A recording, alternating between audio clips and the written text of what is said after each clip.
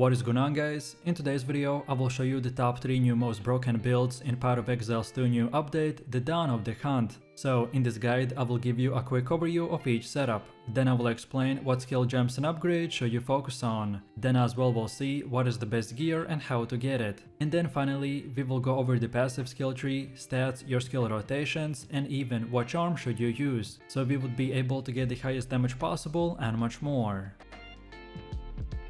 This setup is known as the Bonestorm Witch build, and this skill by itself is a slow clearing ability, but with the right gems, passives and synergies, we can make it 100 times better, and this is exactly what we have right here. This build also has 2 variants, so going full crit chance, what I will personally be doing for myself, or then perhaps go with the detonate a dead variant. Both of these will excel at different things, so which one you choose is up to you. This variant, so the full crit chance setup, excels at huge amount of damage. We won't be focusing on anything else besides the massive crits and stacking as much life as possible, because the more life/defense we have, the more damage we can do in return. Also, at some point in the later game, some lowered gear players might run into a mana problem, but lucky for us, the Witch has many tools to address this problem. And with optimized gear, we need nothing more than a single stat roll on our weapon or the gear to completely solve this issue. So if you are finally looking for a super fun Blood Mage build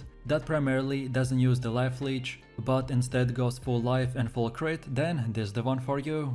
So let me show you the build, and for the main class I have chosen to go with the Witch, and our ascendancy is the Blood Mage. Then for the first skill we have the Bonestorm, with support gems such as the Brutality, Arcane Tempo, Inevitable Critical and the Super Critical. Then second we got the Bone Cage with the Spell Cascade, Lockdown and the Splinter. Then next we got the Life Remnant with the Vitality, Clarity and the Cannibalism. Then next we have the Combat Frenzy with the Profusion, Pin and the Potential. And finally for the last one we got the Bone Blast with no support gems. Next up we have our passive tree, and if you are interested in a full in-depth guide on how it works, then check out my beginner guide. So let's take a look at our setup, and we want to start at the spell and minion damage increase node. Then next we want to keep on going like this until we get to our first stop, which is the potent incantation. Then now keep on going to the right side to get this critical exploit.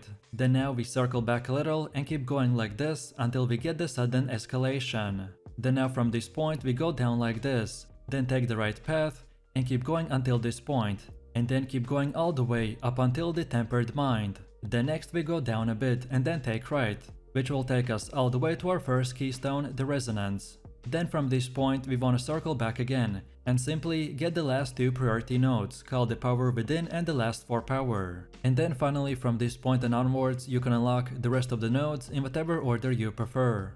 All of the nodes that we got are important, but the ones I mentioned have the top priority, as they're the most important ones to acquire early on in the game, to make our build functional, and then in the late game to make it even more powerful. Also, as far as attributes go, so you just simply want to fill your attribute requirements for the gear and skill gems, and then after that, spend the rest of your leftover attributes into more strength. And then now let's go all the way to the middle again, and for our Ascendancy build, this is what we have. So at the beginning you want to unlock the Sangumancy, but please don't get it too early. This node is required for every Blood Mage, and this ability does ton of self damage, and it can be quite hard to mitigate this in the early game. So I recommend for you to wait until you complete your second trial, and then take your first and second Ascendancy at the same time. So then after the second trial you want to get the Grasping Wounds. This one will make you significantly tankier and synergize very well with the Sangumancy. So as I said before, get both these Ascendancies at the same time. Then next, take the Gore Spike. This will scale off your maximum life and is a big damage boost. And then finally for the fourth option you want to take the Crimson Power, as this will give you a massive energy shield body armor, and this will also scale really well with our previous Gore Spike. Next up we have our Atlas passives, and the general idea behind this is to aim for bonus passives that spawn a lot of grouped up monsters, such as in expeditions or the rituals. Our Bonestorm Blood Mage build won't be doing crazy amount of damage against single targets, so we mainly want to do very small farming in boss maps or the essences. So then when we start we want to first of all get this bottom right side like this, then from here go like this until we get all the way to the left side. And then when all of these passives are done, then now we go again to the middle, and now take the middle path and then go a bit to the left again and get all of these nodes. Then next we have our gear, The weapon of our choice is the attuned wand with the mana drain, and for the extra bonuses we want increased spell damage, plus 3 levels to all physical spell skills, then also increased critical hit chance, and more percentage to critical damage bonus. Next we also have the offhand called the Emblem Crest Shield, with the armor and energy shield. This specific shield is the best job that I got, but it's not required. However, for bonuses we want max life, cold and fire resistance. Remember that our main goal is to stack as much life and resistances as possible, so that's why you will see few stats repeating all over again. Then for the helmet we have the Expert Vigor Tiara with the energy shield, and for more we want max life, cold and fire resistance. Then for the chest we have the Guild Vestments with the armor and energy shield. And for bonus stats we need max life, evasion rating and the fire resistance. Then for the belt we have the Rawhide belt with the increased recovery to the flask, and for the extras we want max life, lightning and chaos resistance. Then for the gloves we got the Torn gloves with the energy shield, and for more we want max life, increased armor and evasion. Then for boots we're using the Bushwhack with the evasion. For this build we will need to get these boots or use the pin gem on our combat frenzy. So which option you prefer, it's up to you. But if you have the pin, then the boots are not required, but still very powerful. So get it or not, but at least go with as high movement speed as possible. Then also get evasion rating and more to dexterity. Then for the first ring get the ruby ring with fire resistance, and for more we want max life, lightning and chaos resistance. While on the second one we got the sapphire ring with cold resistance, and for more get max life, fire or lightning resistance. And finally for the amulet get the solar amulet with more to spirit and max life. No matter which gear you choose, at least try to get 75% resistance cap on all 4 elements. And now finally let's quickly take a look at how this build will work. Our main rotation will be the same, no matter if you choose to go with the full crit or the detonator variant. So for weak enemies we simply want to choose a target, and then just spam the Bonestorm with the Bone Cage. And then for bosses or elites we still do the same thing, just this time also integrate the Bone Blast with the Bonestorm and the Bone Cage, and it's that easy. Most of our buffs will work in the background, which will give us the real damage, so then all you have to do is get used to the mechanics, which are mainly to use the channeling trick, then to be kiting enemies 24/7 and pick up the life remnants. And then from here just spam the Bonestorm and the Bone Cage and have fun. This setup's main focus is to run and press from 1 to 2 skills and then target big enemy groups to then weaken them and explode. One of the most powerful skills that we have in our arsenal is the Shockwave totem, and as you can see from the gameplay, we are just running into the enemies and one-shotting them without even trying. Also, our Ancestral Warrior totem and the Scavenge plating makes the most out of this by effectively extending the damage of this hit many times over, in order to kill big targets like the bosses or tanky rare monsters. Of course, like most melee builds, the armor explosion was nerfed, but our particular setup wasn't impacted as much as other melee builds, so currently this is by far one of the best warrior builds in the game. If you are looking for a powerful auto AoV machine to target enemies and delete them in split seconds, then this is the one for you. So let me show you the build, and for the main class I have chosen to go with the warrior, and our ascendancy is the warbringer. Then for the first skill we have the Mage Strike with the support gem called the Rage, Armor Explosion, Magnified Effect and the Primal Armament. And even after the new changes on how the armor breaker works, the Mage Strike still works perfectly fine, as long as you use it with the Cultist Great Hammer. Then second we got the Shockwave totem with Inspiration, Close Combat and Overpower.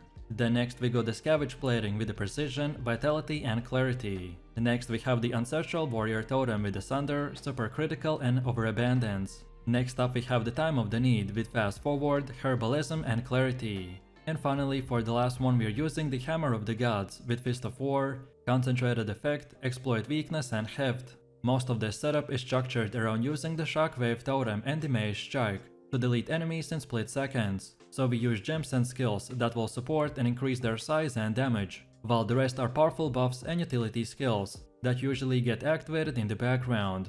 And as our build is already super broken, so we don't have to use more than these 6 active skill gems. Next up we have our passive tree, and if you're interested in a full in-depth guide on how it works, then check out my beginner guide. So let's take a look at our setup, and we want to start at this melee damage node, and then go like this until we get all of these 4. So Brutal, Smash, Sturdy Metal and Relentless. Then next up we want to go to this top right side like this and then go to the left until we get this whole thing. So Ancestral Reach and the Supportive Ancestors. Next we circle back a little and this time keep going until we reach the Devastation node. Then next up we keep going and take the right side. And then keep going more until we get both of these. So Carving Earth and Hardened Wood. Then now keep moving forwards until the end. And from here we want to get both of these totem nodes. Which side you choose first doesn't really matter as long as you get both of them. And then finally from this point and onwards you can unlock the rest of the nodes in whatever order you prefer. All of these nodes that we got are very useful, but the ones I mentioned have the top priority as they're the most important ones to acquire early on in the game, to make our build functional, and then in the late game to make it even more powerful. Also, as far as attributes go, you just simply want to fulfill your attribute requirements to gear and skill gems, and then spend the rest of your leftover attributes into more strength. And then now let's go all the way to the middle again, and for our Ascendancy build this is what we have. So at the beginning you want to unlock the Anvil's Weight, then second get the Imploding Impacts, then third we want the Answered Call, and then finally for the fourth option go with the Wooden Wall. Next up we have our Atlas passives, and the general idea behind this is to aim for bonus stats that spawn a lot of grouped up monsters, such as in expeditions or in rituals. Our warrior build is also great at single target DPS, so we can also spend a bit points into farming boss maps or essences. So when we start, we want to first of all get to this bottom right side like this. Then from here we want to go until we get all the way to this keystone called the Deadly Evolution. Then next we go back to the middle, and this time take the bottom left side and get all of these passives. And then when all of these are done, then now we go again to the middle and now take the middle path and unlock the rest of the nodes in whatever order you prefer. Next we have our gear. The weapon of our choice is the Cultist Great Hammer, which is special, because its base stat does that our strike now deals splash damage to the targets within 1.8 meter range. And as I said, after the new changes to how the armor breaker works, the mace strike will now still work perfectly fine, but you specifically have to use this weapon, or otherwise switch the mace strike skill for something different like the Stampede. And then for bonus stats we want increased physical damage, more armor, and more levels of all melee skills. Then for the helmet we have the Warrior Great Helm with armor. And for more we want max life, more accuracy, more intelligence, and fire resistance. Then for chest we have the advanced full plate with armor. And for more we need max life, armor, and cold resistance. Then for the belt we have the Rawhide belt with 20% quicker flask recovery. And for bonus stats we want max life, more armor, and +2 to charm slots. Then for gloves we got the Interested gloves with energy shield. And for more we need max life, max mana, and more levels to all melee skills. Then for boots we are using the advanced bronze greaves with armor. And for more we for sure want increased movement speed, and then also max life and resistances like cold and fire. Then for our first ring we got the ruby ring with fire resistance. And for more we'd want add physical damage, more intelligence, and lightning resistance. While on the second one we have the topaz ring with lightning resistance. And for more we need max life, max mana, more strength, and chaos resistance. And then finally for the amulet we got the crimson amulet with life regen per second. And for more we want max life, more armor, more dexterity, and fire resistance. No matter which gear you choose, just at least try to get 75% resistance cap on all 4 elements. This is a starter setup, which should be more of an example of what stats and prefixes to look for. Then next we have runes. And now finally, let's quickly take a look at how this build will work. And to be honest, because of our setup, this build will be extremely powerful, no matter in what order you use your skills. But if you're interested in the most optimized damage rotation, then here it is. So for both clearing and bossing, you want to place down your Shockwave totem, and Ancestral Warrior, which is linked with the Sunder totem. And then you can also use the Mace Strike to get a bit of extra damage in, and then later to generate Rage as well. And finally, when you are at high tier maps and at the full endgame, you'll also be wanting to use the Hammer of the Gods on stunned bosses. But since it relies on having more than just plus levels to all melee skills on your weapon, so it might not deal as much damage for you as it does for other builds. And that's why our main objective will be to focusing on crazy AoE damage and less at single targets. So this setup is a new combo between the Spark Sorceress and the Cast Comet and the Time Freeze. Our build will rely on high spark crits rather than drowning them in hundreds of different sparks. This way our clear speed will be as good as any other sorceress, but against bosses is the place where we are going to shine. our crit scaling will reach crazy levels of damage. Even if you don't one-shot the boss, then you will have about 13 to 14 seconds, plus 7 seconds and even 3 more additional seconds of the time stops in your disposal. So if you are ready to destroy enemies and pretty much one-shot the bosses, then this is the one for you. So let me show you the build, and for the main class we are going with the Sorceress and our ascendancy is the Chronomancer. Then for the first skill we have Time Freeze with the Wind Wave, second Wind and Unbreakable. Then second we got the Time Snap with no support gems. Then next we got Temporal Rift with Ingenuity. Next we have Temporal Chains with the Cursed Ground, Encumbrance, Expanse, Magnified Effect and Ritualistic Curse. Then for the next one we have the Cast on Critical with the Comet, Spell Echo, Elemental Focus, Inspiration and the Concentrated Effect. Next we got Conductivity with the Heightened Curse and the Focus Curse. Next we got the Soul Offering with the Minion Mastery, Dance Macrobee and the Ablation. Next we have Frost Wall with the Icicle, Cold Mastery, Spell Cascade and the Cold Exposure. Next up we have the Archmage with the Clarity and the Lightning Mastery. And finally we are using the Spark with the Acceleration, Electrocute, Consider Casting, Arcane Surge and the Arcane Tempo. Most of this setup is structured around using our sparks for AoE and temporal chains with Time Freeze for the single target. So we use gems and skills that will support and increase their duration and damage, while the rest are powerful buffs and utility skills that usually get activated in the background. Next up we have our passive tree, and if you are interested in a full in-depth guide on how it works, then check out my beginner guide. So let's take a look at our setup, and we want to start at the spell damage node, and then go like this while taking all of these 3, so the raw power, practice signs and the critical overload. Then now we keep on going until we get to the sudden escalation. Then from here again we keep going until the top and then take right, and then keep going until we get to the Whispers of the Doom, and then get both these lightning nodes. Then afterwards we keep going while taking pretty much all of these nodes right here, and then our second stop point is at this Eldritch Battery Keystone. And then finally from here we want to get all the way down here while taking these 3, so the True Strike, for the Juggler and the Deadly Force. And now from this point and onwards we can circle back and unlock the rest of the nodes in whatever order you prefer. All of these nodes that we got are very useful, but the ones I mentioned have the top priority, as they're the most important ones to acquire early on in the game, to make our build functional, and then later on the priority doesn't really matter that much. And then now let's go all the way to the middle again, and for Ascendancy build this is what we have. So at the beginning you want to unlock the Footprints in the Sand, then second now and again, then next we want the Ultimate Command, and then finally select the Unbound and Core. So feel free to use this exact same path as we have right here, and don't forget to check this video's description to find the link for this website, and this should make it easier for you to follow the path. Next we have our gear. The weapon of our choice is the Siphoning Wand, and for the bonus stats we want to gain damage as extra lightning damage, increase spell damage, more to max mana, more levels to all cold spells, increased mana regen and critical hit chance. Then also we got an offhand called the Expert Plummet Focus with Energy Shield, and for more we want increased spell and lightning damage, max mana, more to intelligence and increased mana regen and critical hit chance to spells. Then also we have the second weapon set, which is very important for our build to fully function. So for the weapon we got the Rattling Scepter with the max mana, reduced attribute requirements and more levels of all minion skills. While for our offhand we got the Crest of the Artura Shield with increased armor and energy shield, more to intelligence, and increased mana regen and cooldown recovery. Then for helmet we have the Expert Feather Tiara with energy shield, and for more we got max energy shield, max mana and more to fire and cold resistance. Then for the chest we have the Expert Kate Raiment with energy shield, and for more we want increased mana regen and flask mana recovery, more to spirit and chaos and lightning resistance. Then for the belt we have the Plate Belt with more to armor, max mana and cold and fire resistance. Then for gloves we got the Expert Sombri Gloves with energy shield,